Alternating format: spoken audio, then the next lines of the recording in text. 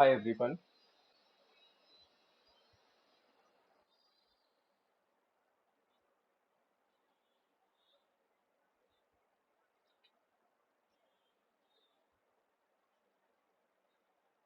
Okay, can you guys hear me? Give me a quick thumbs up if you guys can hear me.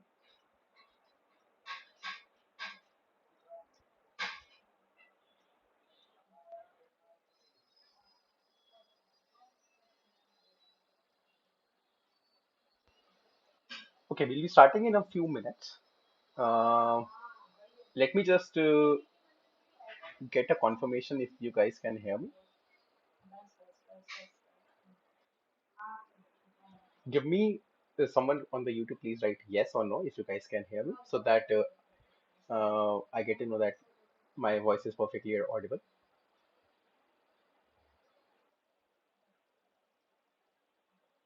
Cool, cool. Shivam is saying yes, so I think I am perfectly audible. So we'll be starting in 2 minutes. Let others join. Let's wait for a few more people and then we'll be starting off. Okay. So till the time, how is everyone? Whoever has joined over here, how are they doing?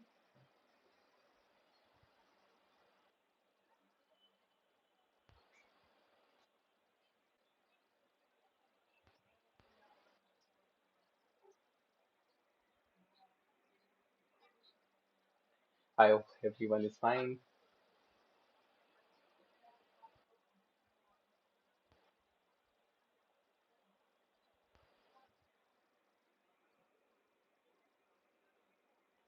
Cool. So let's start off without like wasting any further time. I am good, KU. I am perfectly fine.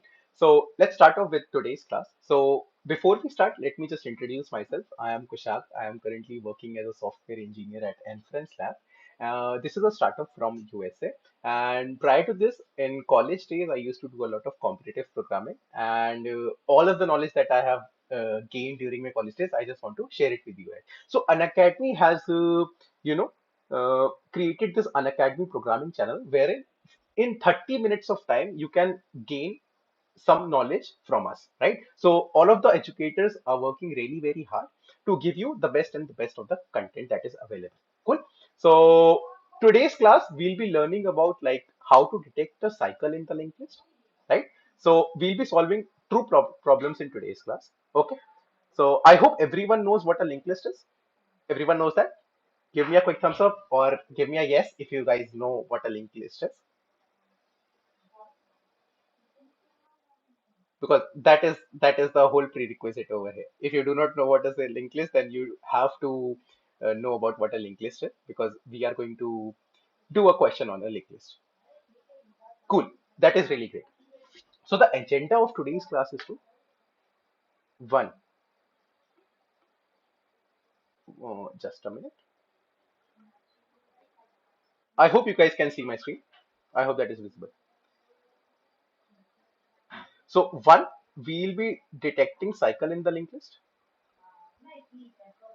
Detecting cycle in linked list. So this is something like if there is a cycle, give me yes. If there is no cycle, give me no. Okay. This is the one question that we'll be taking. The second question would be if there is a cycle, give me that particular node. Okay. So if there is a cycle, if there is a cycle, give me the starting node. Give me the starting node of cycle. Okay. Everyone understands the agenda for today's lecture, today's session. So in these 30 minutes, we'll be getting both the things, right? Cool. So let's talk. Let's take some example now. So let me tell you, like, give you an overview about what linked list actually is. So linked list, as the name suggests, it is a linked list. So it is a list of linked nodes. Every node is containing some kind of a data. This data can be anything. It can be an integer. It can be integer plus character, integer or string. It can be anything, right? So we just want to know that, let's say we are assuming that currently the linked list just contains some data. We are not considering that about right now. uh, okay, this is some kind of a linked list. It is holding some kind of a data. Let's say it is holding some integer data. We are not considerate about that. So let's assume that this is a linked list. Okay. Now everyone agrees that this linked list is a cycle. This linked list contains a cycle. Everyone agrees to this point or not? Why? Because if you can see, let's assume that this is the head of the linked list. When we iterate from the head, right? If when we iterate from the head, we go here, we go here, we go here, we go here, we go here, we come to here, we go here, we go here, and then there is no null node over here. There is no null node over here. So what we'll do, whenever we reach to this particular point, we will again go over here, right? We will again go over here, then we will continue going over here, here. So as you can see, we will just go on in this round. So this is one cycle in the linked list. So this is what we have to tell, like if there is a cycle or not. So if you know, let's say that if this linked list was just normal linked list, I know if the linked list ends at some point null, there is no cycle. But can I do the same approach over here? No, I cannot do this. Why? Because it may happen that linked list never ends because there is no null node over here. So it might be an infinite loop. Let's say you are solving this problem on some programming websites like Lead Code or Interview Bit. Then what will happen? It will give you TLE, right? Because there is no null node, your loop will never end. Whenever you traverse a linked list, what do? You create a pointer. You just do like while pointer not equal to null, and you just do PTR is equal to PTR's next, right? And you keep on iterating in that particular linked list. But this won't be the case over here because there is no null node over here. So how would you find it? So let's discuss one way. One way would be to, create a map of list nodes which I have already visited. What I meant by map, in C++ we use maps, and maybe in Java or Python you use hash list or something like that. Hash, basically I mean hash. Okay. So what I'll do is whenever I visit a node, I will mark it as visited. Cool. So what I'll do is I will create a map. What I'll be making in a map is map of, let's say this is some PTR. So what does PTR storing? PTR is storing the address of the node that we are currently on, right? So what I'll do is whenever I'm iterating in my list, right? So let's try to write a pseudo code like this. Whenever I'm iterating in the list, let's do it like this. While PTR not equal to null. This is how we iterate in the linked list, right? So what I'll do is whenever we are visiting some kind of a node, what I'll do is I will just do map of PTR equal to 1. That means that I have visited this. Okay, I have just visited this. Then what I'll do is, I will just do PTR equal to PTR's next. Okay, so this does not help me right now because I'm not checking that if it is visited or not.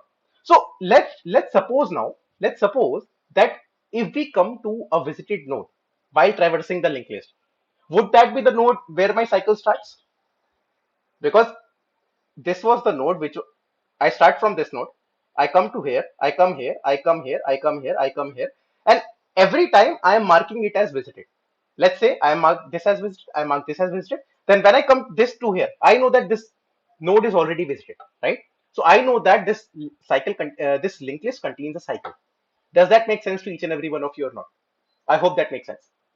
Cool. So instead of doing this, what I'll do is I will just add one more line over here. I will just do if, simply like if m of ptr equal 1. Okay, so if that is a visited node, I will just return true,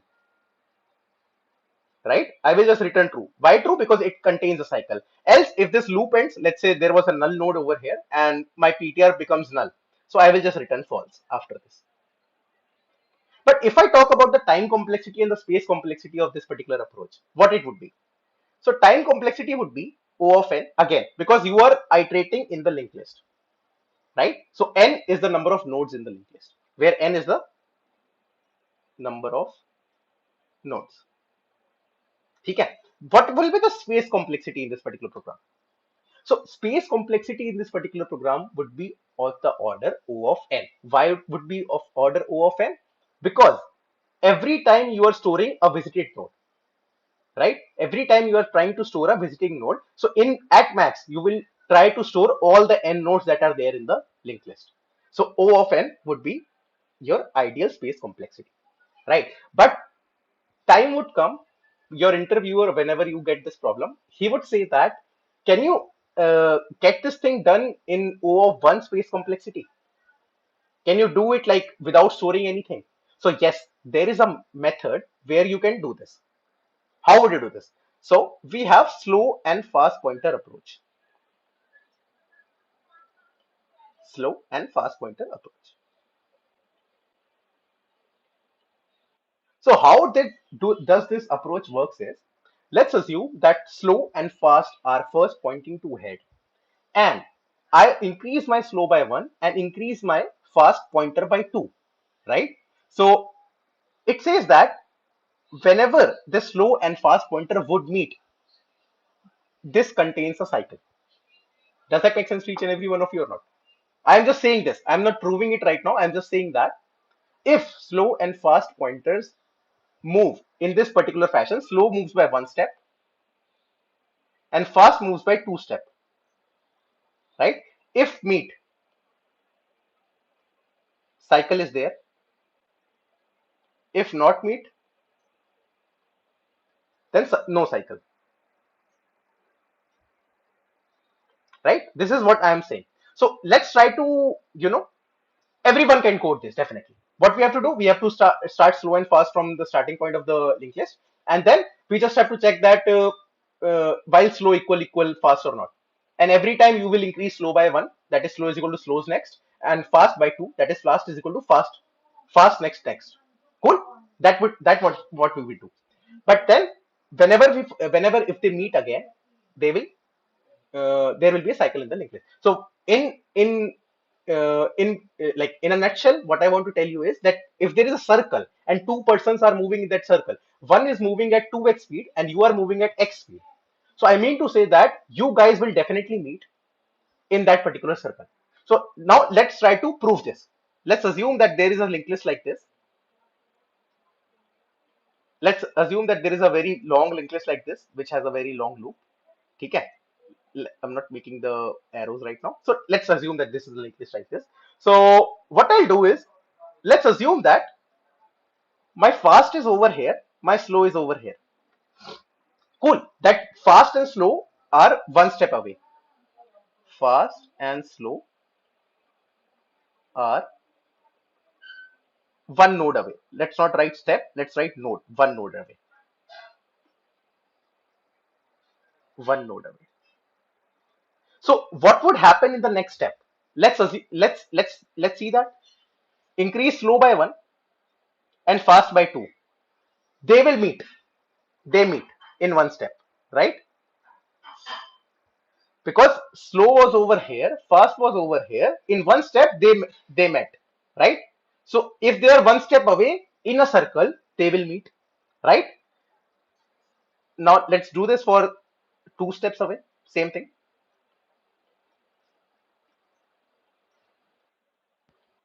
Fast and slow are 2 nodes away. What will happen in this case? Let's say that fast is over here, slow is over here, right? So in next step, where would they be? Let's erase this. So in next step, where would they be? In next step, there would be something over here, somewhere over here. Let's make s by 1 and fast by 2. Now you can see that they are just 1 node away. And we already proved that for 1 node away, they are going to meet, right? In this particular part, first part, right? If they are 1 node away, they are two nodes away. So in this case also, we can say that if they are 1 node away, they will again meet. Right. Let's do it for third. Like F and S are 3 nodes away. So let's quickly see this. Let's quickly see this. Let's quickly see this. So if they are 3 nodes away, it is something like this: S and fast, right? So in the next iteration, S would be over here and fast would be over here. So now you can see that they are basically 2 nodes away. And we already proved that if they are 2 nodes away, they are going to meet, right? They meet again. Oops, sorry. So they are going to meet again. So we know this concept of principle of mathematical induction. In class 12, you might have did it, in fact. So we can just call it like this: if they are k steps away, then I have already proven that in the k minus 1th step they would have met. And similar goes for this. If they are n steps away, they will meet. So I can say that whatever steps they are away, whether they are away one step, two step, three step, I can prove it that they will definitely going to meet. So in a cycle, I just prove it that if two persons are moving, one with a 2x speed and one with the x speed, I just prove that they will definitely meet in that particular circle. Is that thing clear to each and every one of you? This is something like principle of mathematical induction. If you know it, then it is good. But then I just prove it for one node, two, three node, and I can prove it for k nodes, n nodes, etc. So how many steps are they away? I don't even matter. It doesn't even matter. They will definitely going to meet. Okay? Everyone is clear with this? Cool. So let's talk about my second question. My second question says that ki, can you guys give me a solution to problem where I want to know the starting point of the cycle? Starting point of the cycle. I want this. Starting point of the cycle. Now, I talked about a logic where slow and fast pointer would definitely meet. But are they going to meet at the at this particular location? That is at this particular location where the cycle starts? No, this is not the case. They can meet anywhere over here. They can meet anywhere over here. It depends. They can meet anywhere, right? But they will definitely meet. This is what we discussed, right? So if we talk about the time complexity of this particular solution, it is definitely time complexity is again O(n), but space complexity is O of 1. Yes, this is the optimized approach than the previous one, right? So let's talk about this particular question now. The second question, the starting point of the cycle. So how would you do this? So the brute force way of doing this using the map approach is very easy. What you will do is you will again mark every node as visited, and whenever you get back over here, get back over at this particular node, you know, get back to this at this particular node, you know that you have already stored this, and what you will do is you will just print this pointer. You will return this pointer. So this will again cost you This will again cost you what? This particular time complexity. Space complexity same, time complexity same. So this is not what we want. We want a very good approach, a very optimized approach in this particular example as well. So let's take the same approach now. So what I'm saying is, whenever slow and fast pointer meets, what I'll do is I will move my slow pointer to the starting of my linked list and make my fast pointer to be at the meeting position. Then I will move my pointers one by one so that whenever they meet again, so I'm using the word again, try to, capture this thing. Wherever they meet in the first time, like in this particular question, wherever they meet, let's assume that they meet somewhere over here. Wherever they meet, now start a pointer, take one pointer away to the any of the one pointer. Let's say I take slow pointer to the head of the linked list and fast pointer to be at the meeting location. Then if I move both of my pointers by one step, wherever they meet again, they will be meeting at the starting of the linked list. Does that make sense to each and every one of you? I'm just saying it, I'm not proving this. We are going to reverse engineer this thing. Okay. So let me just tell you like what I'm saying. So if this is a linked list, right? Let's take one big linked list. So I'm just saying that wherever they meet, let's assume that they meet over here. They will definitely going to meet over here. Try to do it whenever you want to. Like you can just dry run for this. Like if you start slow and fast pointer from the starting of the linked list, and they are going to meet over here, right?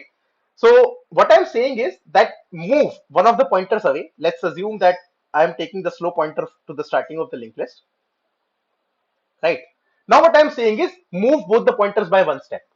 I'm not saying that move fast pointer again by twice. Move both the pointers by one step. So I'm just saying that move fast over here, fast will come over here, slow will come over here. Then slow and fast would definitely come over here. So is this the starting of the linked list? Yes, this is the starting of the linked list. So let's try to prove this. Like if they meet once and then we make one of the pointers point to the head of the linked list and then we move both the pointers by one step, why would they meet at the starting starting cycle node, right? So let's see this. Let me just erase these slow and fast. I'm going to tell you. Okay, so let's make this big. Okay, let's make this big. So take this linked list cycle as generic cycle. I'm not saying that this contains only 8 nodes or 5 nodes. Let's assume that it contains n nodes, and let's assume that this particular position where they meet, let's call it A. Let's call it A. Like this is the starting of the cycle node. Let's call it A. And wherever they meet, let's assume that they meet somewhere over here. So let's call this B, right? And let's assume that the starting of the linked list is again H, the head. Let's take these three characters to get you something. So B is the node where they meet for the first time. A is the node where the cycle starts, and H is the node where the linked list starts. That is the head of the linked list.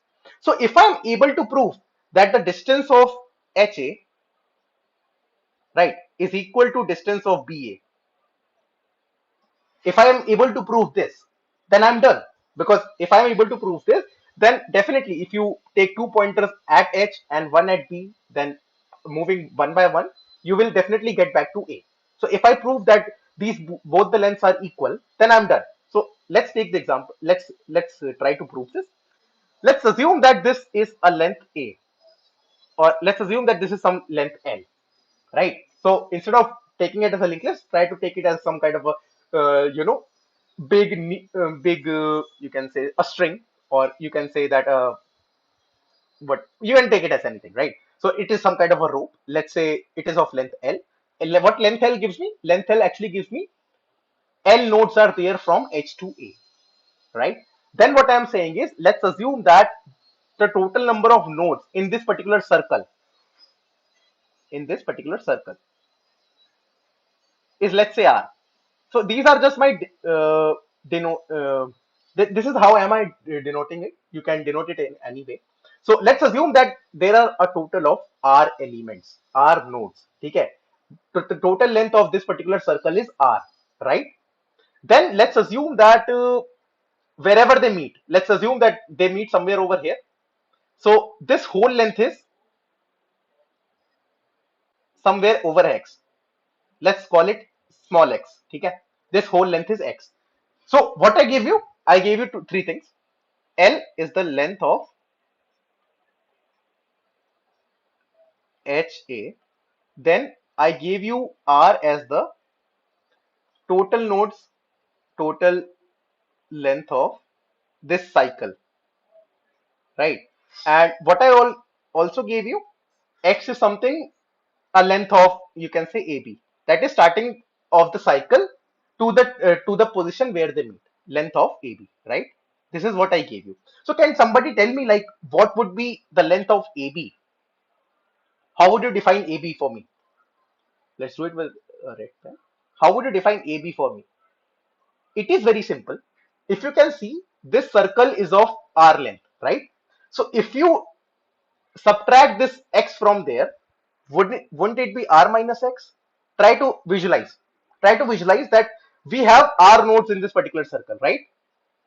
And if we just decrease this X nodes, would I be just left with these nodes? Yes, it is. So it would be R minus X, right? So it would be R minus X. Cool.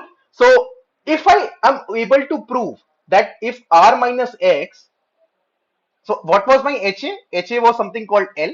So this is something equivalent to L is equal to what is BA? BA is something called R minus X. If I'm able to prove this, so these are just points I was taking. So if I am able to prove this, then I'm done.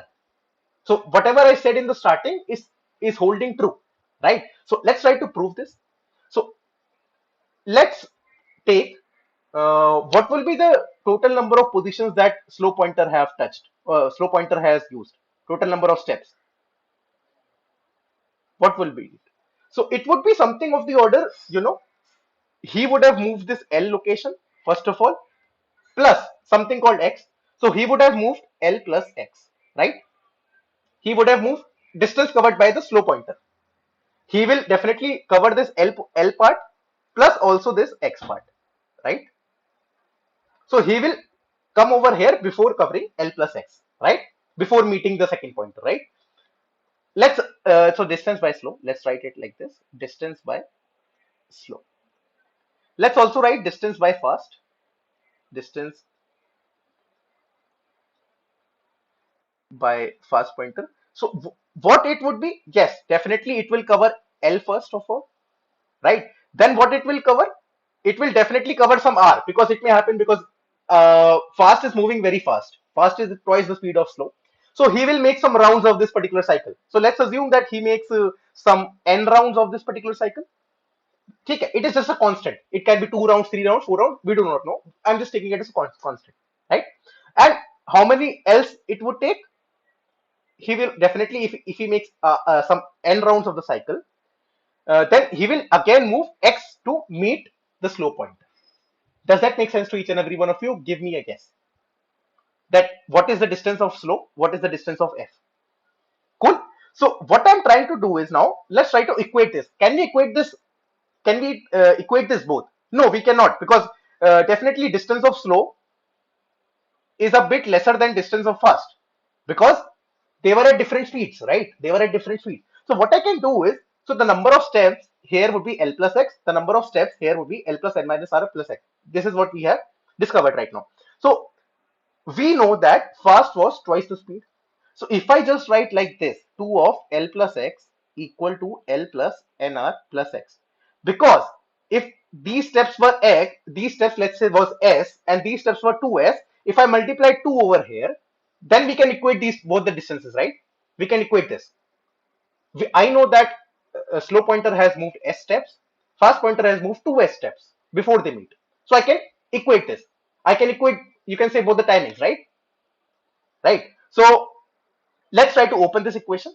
2L plus 2X equal to L plus NR plus X. Let's try to simplify this. So X goes with this 1X, or let me just write it in the next line itself.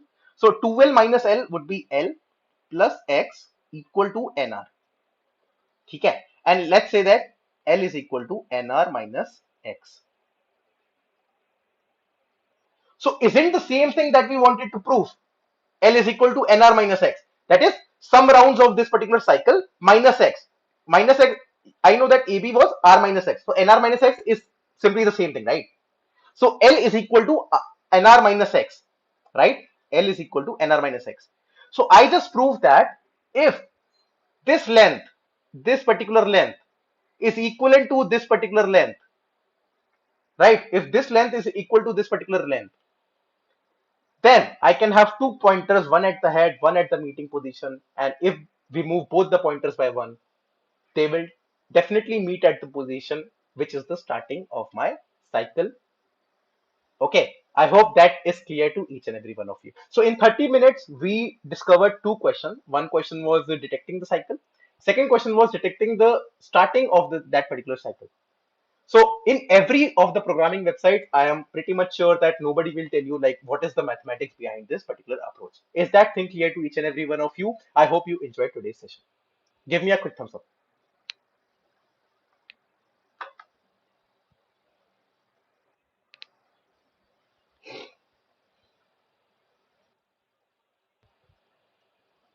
I hope that is clear to each and every one of you that we just proved that L is equal to NR minus X. So I can just say that. What I can say, I can just say that wherever they meet, start one pointer from their meeting position, start one pointer from their head location, from the starting of the linked list. And whenever they meet again, they will meet at the starting of the linked list. Is that thing clear? I hope everyone would be able to code this. So if you want to find the particular problem, you will definitely find it on lead code. Lead code, you will just have to search linked list cycle 1 and linked list cycle 2. That would be a good exercise.